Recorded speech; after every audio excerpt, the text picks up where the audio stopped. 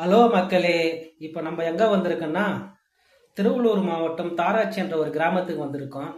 இங்கே என்ன விசேஷம்னா, இங்கே ஒரு கோயில் இருக்குது, குலதெய்வம் கோயில். அங்கே ஒரு ஆட்டை பிடிந்து அந்த சாமி கிட்ட காட்டிட்டு கோயில் முன்னாடி வந்து நிற்க வைக்கிறாங்க. நிற்க வைத்த உடனே அது தன்னால் படுத்துக்குது. அப்புறம் ஒரு ஜாட்டி அது மேலே வச்சு திருநூறு குங்குமம் போடுறாங்க. அப்படியே இறந்த மாதிரியே படுத்துக்குது. அப்புறம் வந்து ஒரு 5 நிமிஷம் 10 நிமிஷம் கழிச்சு திரும்ப எடுக்கிறாங்க, தன்னால் எழுந்துக்குது.